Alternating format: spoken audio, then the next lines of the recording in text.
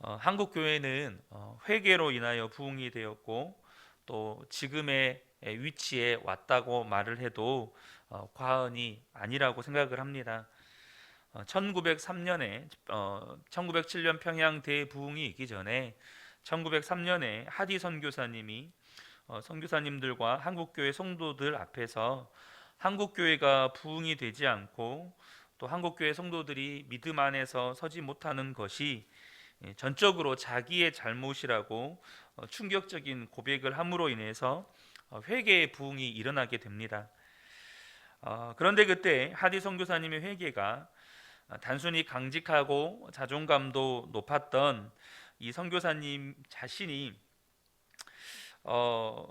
그 자기의 죄로 인해서 한국 교회가 부흥이 되지 않았다고 고백하는 이것이 굉장히 큰 충격이 되기도 했지만 하디 선교사님의 회개의 특징 중 하나가 그 회개로 인해서 선교사님 자신이 너무나도 많이 바뀌었다는 사실입니다. 이것이 한국 교회 성도들에게 더 큰 충격이 되었고 그래서 많은 회개의 열매가 맺어지게 된 것입니다. 이 하디 선교사님은 의사셨는데요. 그분이 이렇게 회심하기 전까지는 한국 사람들이 이분이 의사셨는데 이분에게 칭찬받기를 꺼려할 정도였다고 합니다. 그러니까 워낙 꼼꼼하고 까다로우시니까 차라리 아픈 게 낫지 그분에게는 안 간다. 이 정도로 이분이 깐깐하셨다고 그래요. 그런데 그분의 그날 회개한 이후에 이분이 너무 달라지신 거예요. 그래서 하디 선교사님의 손만 붙잡아도 그분이 나의 손을 붙잡아 주신 것만으로도 고침을 받았다고 말하는 역사들이 일어나기 시작했다고 합니다. 하디 선교사님이 그 전에도 회개에 대한 설교를 여러 번 하셨죠. 정말 한국교회 성도님들이 예수 믿고 회개하고 그래서 정말 온전한 성도로 세워져 가기를 원해서 그런 설교를 하지 않았겠습니까? 그렇지만 한국교회 성도들이 좀처럼 변화되지를 않는 것입니다. 그것은 하디 선교사님이 설교는 하지만 정말로 회개하면 어떤 변화가 일어나는지를 보여주지 못했기 때문이라고 합니다. 그런데 하디 선교사님의 회개 이후에 회개의 결실이 무엇인지 도대체 회개하는 사람들은 어떻게 되는 것인지를 이제는 한국교회 성도들도 이제 알게 되었다는 것이에요. 하디 선교사님이 회개에 대한 설교만 한 게 아니고 회개의 열매를 보여주었기 때문에 한국교회 성도들에게 이것이 엄청나게 영적으로 충격이 되었다고 합니다. 이처럼 진정한 회개는 변화됨까지 와야 진정한 회개라고 할 수 있겠습니다.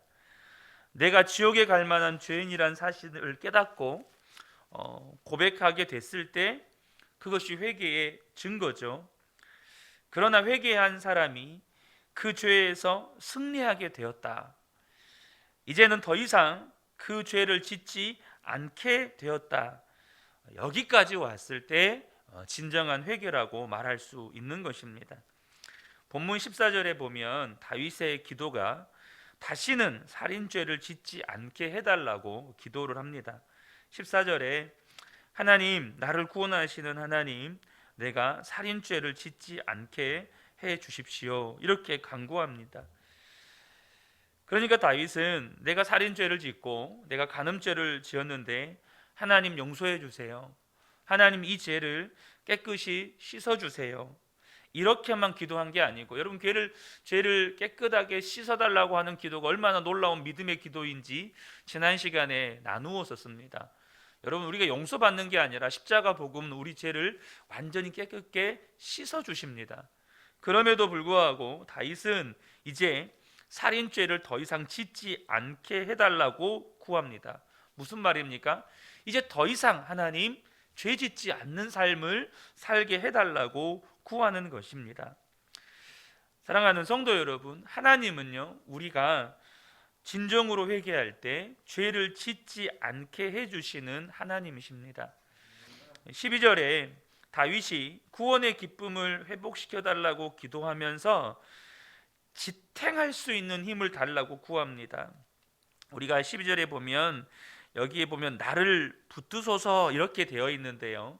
표준 세번역은 내가 지탱할 수 있도록 이렇게 번역이 되어 있습니다.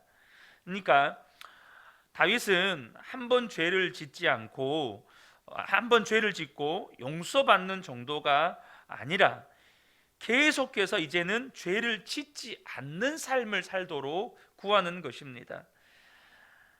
다윗은 자기가 어떤 죄인인가를 잘 알고 있었던 사람입니다. 이게 무슨 말이냐면 우리 안에 죄를 끊을 힘이 없다는 겁니다. 우리 안에 죄를 끊을 힘이 없어요. 그래서 여러분, 죄를 끊어내는 힘은 오직 십자가 복음밖에 없습니다. 그러므로 저와 여러분이 하나님께 구해야 하는 것이죠. 다윗도 자기가 또 죄를 지을 가능성이 있는 사람이라는 것을 알았습니다.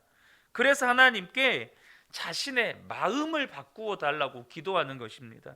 12절 하반절에 보면 우리 개역개정에는 자원하는 심령을 주사라고 되어 있는데 자발적인 마음을 주십시오라고 이렇게 기도합니다.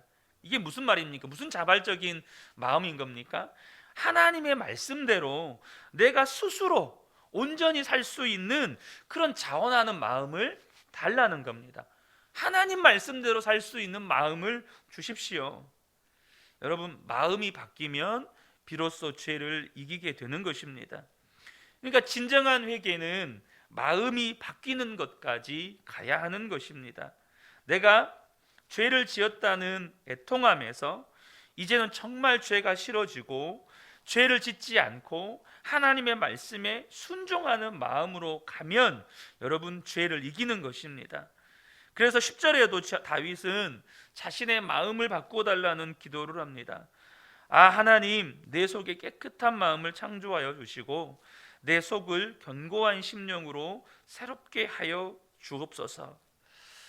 여러분, 이 생각이 다윗 스스로 해낸 생각이 아닙니다. 다윗이 인생을 살다 보니까 마음이 안 바뀌면 또 죄를 지을 수밖에 없구나. 그러니 하나님, 마음 좀 바꿔주십시오. 이렇게 해서 하나님께 드린 기도가 아니고 사실 우리의 마음을 바꾸는 것이 하나님의 계획이라는 것입니다. 그래서 다윗이 이 하나님의 마음을 알고 하나님께 주님, 내 마음 좀 바꿔주십시오 라고 기도를 하는 것이에요. 하나님께서 이스라엘 백성들이 하나님의 말씀대로 살지 못하고 자꾸 하나님의 말씀을 어기는 것에 대해서 정말 안타까워하셨습니다. 그래서 하나님께서 이스라엘 백성들에게 새 언약을 주시겠다고 약속하셨습니다. 새 언약은 하나님의 말씀을 어기면 저주를 내리고 하나님의 말씀에 순종하면 복을 내리시겠다는 이 언약을 바꾸신 거예요. 그러니까 하나님께서 이스라엘 백성들에게 아무리 해도 말씀을 못 지키니까 하나님이 주신 새 언약은 뭐냐면 이스라엘 백성들이 그냥 하나님의 말씀을 지킬 수 있게 해주시겠다는 겁니다. 어떻게 그렇게 할 수 있죠? 바로 하나님께서 직접 이스라엘 백성들 마음 안에 들어오시겠다는 것입니다. 이것이 이스라엘 백성들에게 하나님이 율법만 주시지 않고 새 언약을 이미 구약 시대 때부터 주신 거예요. 하나님께서 직접 이스라엘 백성들 마음 안에 들어오셔서 이스라엘 백성들의 마음을 바꾸어 놓으시겠다는 것입니다. 그것이 에스겔 11장 19절과 20절의 말씀입니다. 내가 그들에게 한 마음을 주고 그 속에 새 영을 주며 그 몸에서 돌 같은 마음을 제거하고 살처럼 부드러운 마음을 주어 내 율례를 따르며 내 규례를 지켜 행하게 하리니 그들은 내 백성이 되고 나는 그들의 하나님이 되리라. 그러니까 하나님께서 이스라엘 백성들의 마음에 새 영을 부어주셔서 말씀에 순종하지 않는 이 돌 같은 딱딱한 마음을 제거해 버리시고 하나님의 말씀에 순종하는 부드러운 마음을 주시겠다는 것입니다. 이 새 영은 하나님의 성령님이십니다. 그러면 이스라엘 백성들이 하나님의 말씀을 그대로 지키고 살게 된다는 것입니다. 하나님이 원하시는 것은 단순히 우리가 죄를 지었다는 것을 깨우쳐 주시겠다는 것만이 아니고, 이제는 하나님의 말씀대로 살 수 있는 사람으로 만들어 주시겠다는 것입니다. 하나님께서 성령을 우리 마음에 부어 주심으로 그 일을 하시겠다는 거예요. 여러분, 이 약속을 예수 그리스도를 통하여 하나님이 이루셨습니다. 예수님이 십자가에서 죽으시고 이제는 부활 승천하신 다음에 성령께서 오순절 모든 성도들의 마음에 임하셨어요. 고린도후서 1장 22절에 보면 그가 또한 우리에게 인치시고 보증으로 우리 마음에 성령을 주셨느니라. 그러니까 예수님을 믿고 진정으로 회개하고 하나님의 자녀가 된 모든 사람들은 하나님께서 다 깨끗하게 하시고 이제는 하나님의 자녀로 삼으셨다는 도장을 찍으셨는데, 그 도장이 성령님을 우리 마음에 보내주셨다는 것입니다. 아무리 노력해도 죄를 이기지 못했던 분들, 그것 때문에 마음이 상하고 좌절되었던 분들은 꼭 필요한 게 있습니다. 우리 마음에 오신 하나님을 바라봐야 한다는 것입니다. 하나님께서는 우리가 죄를 이기게 하시고 또 말씀대로 살게 하시려고 성령을 우리에게 보내주셨습니다. 그러므로 진정한 회개는 내 마음에 하나님을 모시는 단계, 그래서 내 마음이 완전히 바뀌는 단계까지 가야 이게 진정한 회개라고 할 수 있는 것입니다.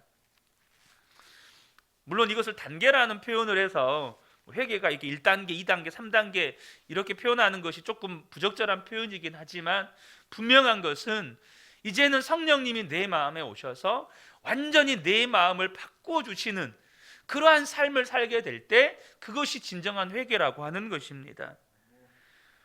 우리가 하나님을 정말로 마음에 모시면 여러분, 구원의 기쁨이 회복될 뿐만 아니라 그 구원의 기쁨이 우리의 삶에 지속되는 거예요. 나 하나 죄를 짓지 않는 정도가 아니고 다른 죄인들을 이제 주님께로 인도하는 사람이 됩니다. 그게 13절의 고백인데요, 반역하는 죄인들에게 내가 주님의 길을 가르치게 하여 주십시오. 죄인들이 주님께 돌아올 것입니다. 진정한 회개는 찬양의 문을 열게 합니다. 주님, 내 입술을 열어주십시오. 주님을 찬양하는 노래를 내 입술로 전파하렵니다. 또한 하나님이 역사하는 삶을 살게 됩니다. 18절에 주님의 은혜로 시온을 잘 돌보아 주시고 예루살렘 성벽을 견고히 세워 주십시오. 여러분의 삶이 주님이 돌보아 주시는 삶이 되는 거예요. 또한 하나님께 예배드리는 것이 진정한 예배가 됩니다. 19절에 그때에 주님은 올바른 제사와 번제와 온전한 제물을 기쁨으로 받으실 것이니 그때의 사람들이 주님의 제단 위에 숫송아지를 드릴 것입니다. 우리가 진정으로 회개하면 삶이 완전히 바뀌게 되는 것입니다.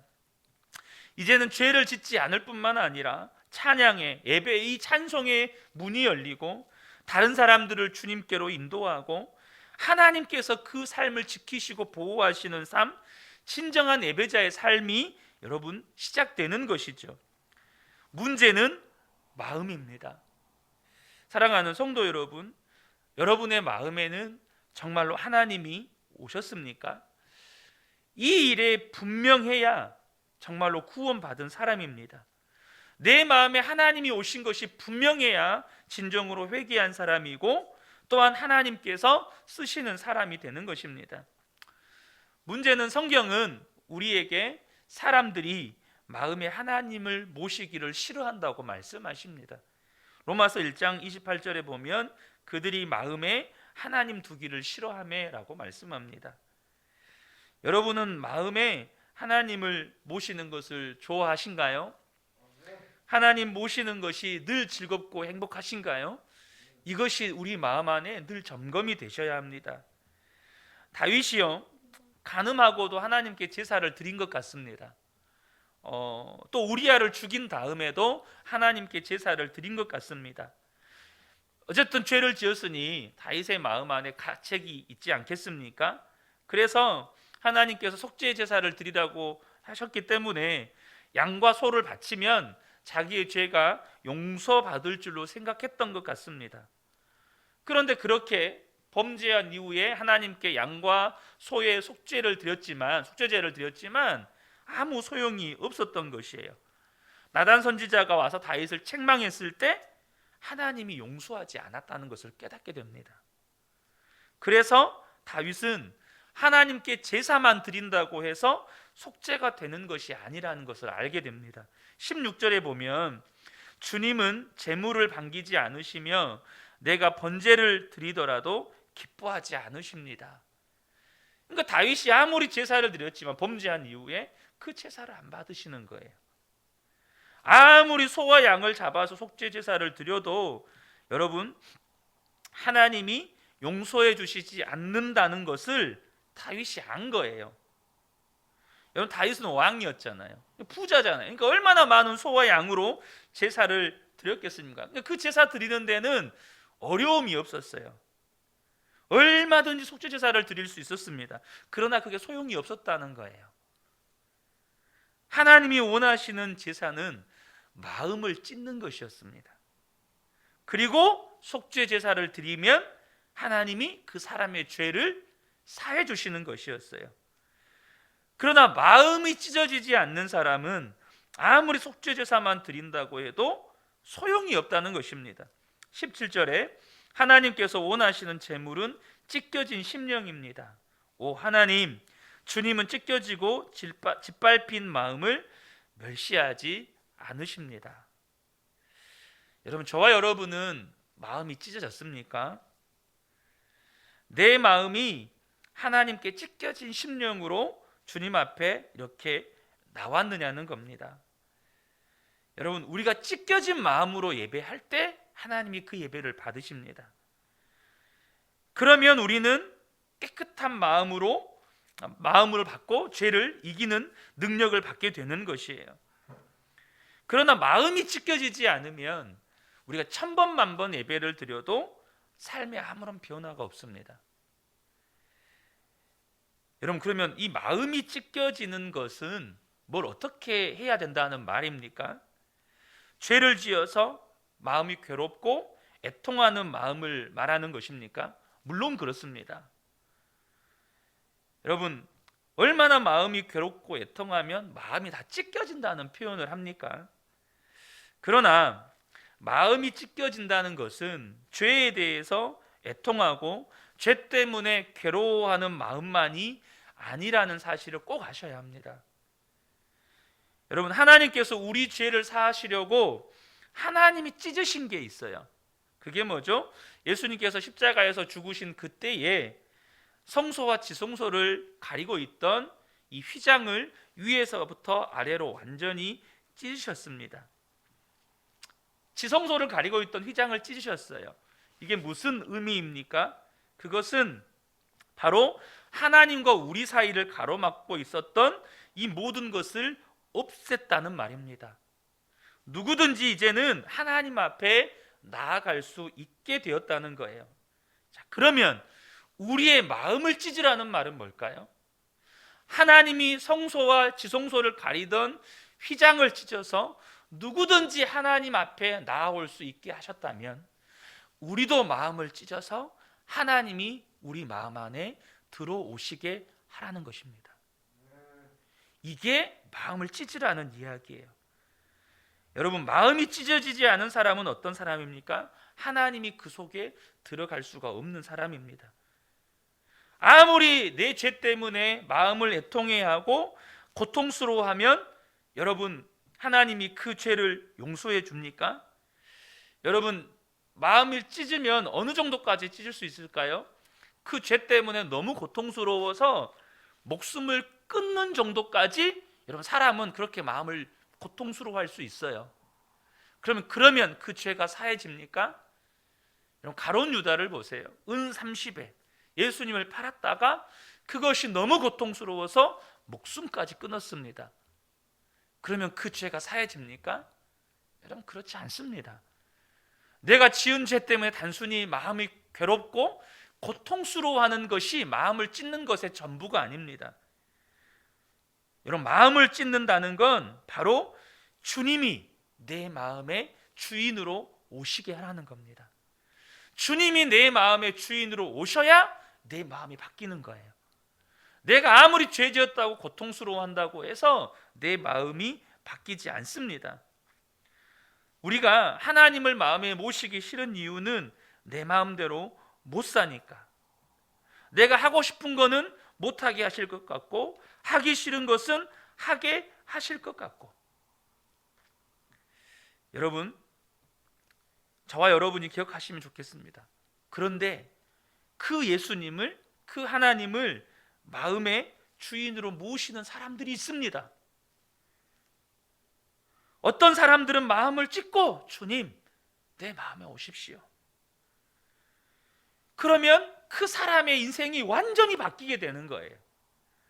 하나님이 성전 휘장을 찢어서 누구든지 하나님 앞에 나아올 수 있게 하셨듯이, 우리도 우리의 마음을 찢어서 주님, 내 마음의 주인 되셔서 이제 나를 죄도 짓지 않는 사람으로 바꾸어 주십시오. 우리가 하나님께 어떤 것도 가리지 않고 하나님께 나아갈 수 있다면, 여러분, 그때 하나님께서 우리 마음에 들어오시는 것입니다. 하나님이 휘장을 찢어서 누구든지 하나님 앞에 나오게 하셨다면, 우리도 우리의 마음을 찢어서 하나님이 우리 마음에 들어오시게 해야 한다는 것입니다. 하나님을 정말로 마음에 모셔드렸을 때, 그러면 진짜 회개한 것입니다. 그러면 그 사람은 반드시 죄에서 승리하게 됩니다. 하나님이 내 마음에 계시는 것이 확실한데, 하나님이 두 눈 시퍼렇게 뜨고 내 삶을 붙들고 계시는 게 확실한데, 어떻게 우리가 죄를 지을 수가 있습니까? 사랑하는 성도 여러분, 하나님을 마음에 모시고 사는 사람이 죄를 이기는 겁니다. 저는 우리 그은혜교회 모든 성도님들, 또한 함께 예배하는 우리 모든 성도님들이 이제는 마음을 찢어서 날마다 주님이 마음의 주인 되시도록, 날마다 주님이 내 마음의 왕 되시도록, 그래서 마음이 바뀌어서 죄까지 이기는 삶을 살아가시는 저와 여러분 되시기를 주님의 이름으로 축복합니다. 아멘.